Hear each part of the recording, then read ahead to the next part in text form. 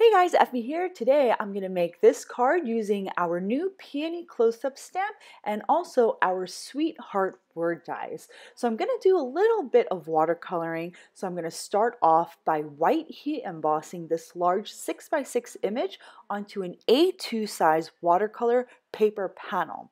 Before I stamp anything, I'm just going to brush on some anti-static powder onto the panel, and then I'll ink up the stamp, apply the panel onto the stamp and stamp the image, and then I'll pour on some white embossing powder. Once all the powder is on the panel, I'm just going to heat the entire panel with my heat gun, and then I'm going to start applying some watercolor. Now, this is not the traditional watercolor that you usually see me doing. I'm going to use the color burst by squeezing the powder onto the image. So I wet the panel with some clean water first from a small spray bottle, and then I just started squeezing tiny bits of fuchsia color bursts onto certain areas of the panel. And then with the help of my water brush, I'm going to just move some of the pigment around just a tiny bit. But I'm going to let the water that's already on the panel do most of the work because I want today's project to be as organic as possible. So I'm just going to go back and forth by spraying my panel and by squeezing the powders onto the panel. I added a little bit of gamboge to my project and I love the way it blends with the fuchsia. So I'm going to let the two colors just blend together naturally. Then I'll add some phthalo green to the leaves. And as I add the phthalo green, I'm going to spray some additional water, but you want to be mindful about the direction in which you're spraying that water. Otherwise, you're going to contaminate your warm colors with the green. So if you're spraying onto a green area, just make sure you're spraying away from the petals so that the green doesn't get into where the fuchsia and gamboge are already on the panel. So I had some deeper concentrations of the phthalo green in one portion of the leaves, and sometimes I'll just go back and pick up some of the color with my water brush and add some of that pigment to another portion of my project instead of squeezing some additional powder out.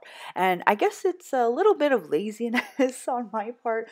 It doesn't really matter where you get your pigment from, but sometimes I prefer this method, picking up some pigment that's already on your project.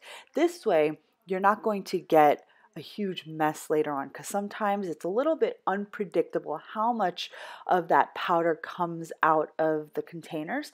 But if that is a look you're going for, go for it. But for me, I like to have a little bit of control as to the amount of pigment I'm able to obtain and use on my project. So next, I'm just going to dab a little bit of the areas where the water has pooled up a little too much. So I just have a paper towel and I'm just going to do a little bit of cleanup work at this point. For me, I'm a little bit more experienced, so I'm just using the paper towel that I had on my desk. But if you're a new crafter, you may want to use a clean paper towel. Otherwise, some of the color that's on your paper towel is going to transfer onto your project. So just use a clean paper towel when in doubt. Once my panel was dried, I actually expedited the drying process with my heat gun. So once the panel was completely dry, I'm going to take the largest die from our double stitch rectangles large die collection to just add some stitching to the edges of my panel for a little bit of interest. Then I'll take the beautiful word plate die from our Sweetheart word plate die collection and I'll die cut that right onto my watercolor panel. And then that die collection also comes with a scripty Your Sentiment, which I'll die cut from regular white cardstock. Once I've ran the two pieces through my die cutting machine, I'm just going to start releasing all the dies and the paper. For the beautiful sentiment, I just took the die and all the letters out. I'm just going to use a negative space for my sentiment. And then I release the Your portion out from the die and I'll be using that. Next, I added some of our double-sided adhesive behind our watercolor panel, and I like to use this adhesive for watercolor paper because it's nice and strong. Then I just added a little bit of liquid adhesive behind the more narrow portions of that beautiful sentiment.